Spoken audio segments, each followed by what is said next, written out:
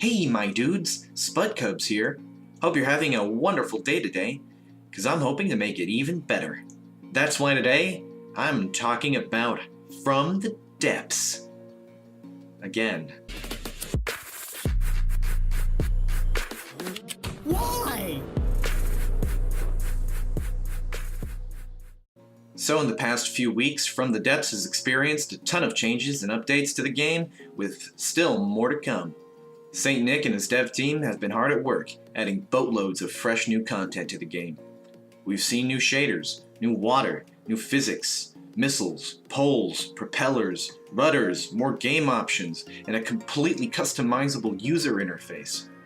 However, out of all of the game-breaking changes, and out of all of the stunning work the devs have done on the game lately, I want to talk about a few blocks that many players may not have even noticed have been added to the game, and some may argue are completely useless, but that I believe have impacted the game even more than Draba's missile update did.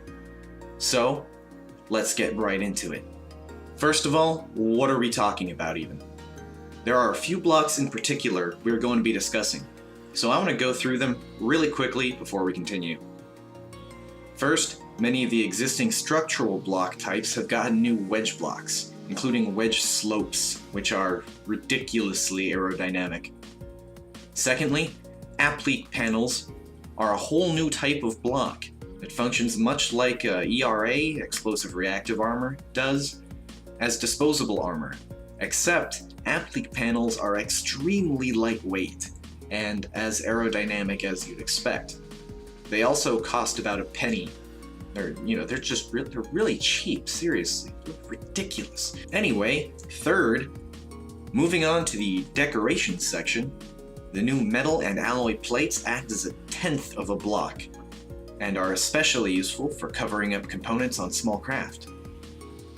There are also truss blocks, which are strong structural blocks, but are also light and aerodynamic, so you can really just kind of stick them on anywhere.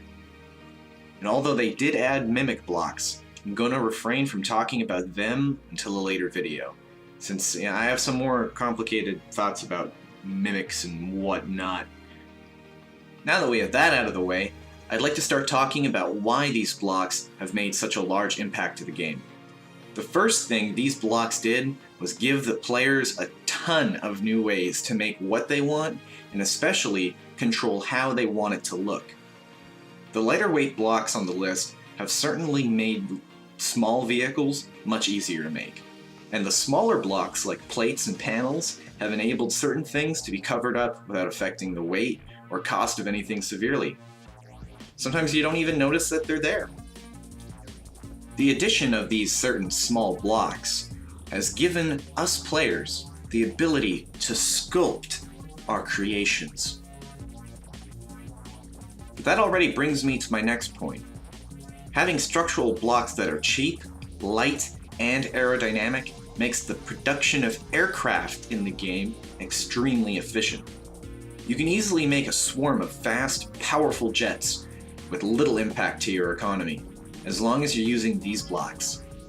The most expensive thing on your aircraft would probably be weaponry, as missiles cost more than ships at this point. I wish I was kidding when I say that. Anyway, the last thing I want to mention in this video is that these additions will have lasting effects on the game, regardless of how they are rebalanced in the future. What I mean by that is that by adding new content to the game that we, the players, have to adapt to, keeps the veteran players inspired and gives new players just another reason to keep playing From the Depths. So, wrapping up, the new wedge blocks, applique panels, and other decoration blocks have taken big steps for the game in the way of creativity and aircraft combat. I hope these changes continue to make a positive impact on the game, and I hope you enjoyed this video. This has been Spud Cubs. Thanks for watching, and have a buoyant day.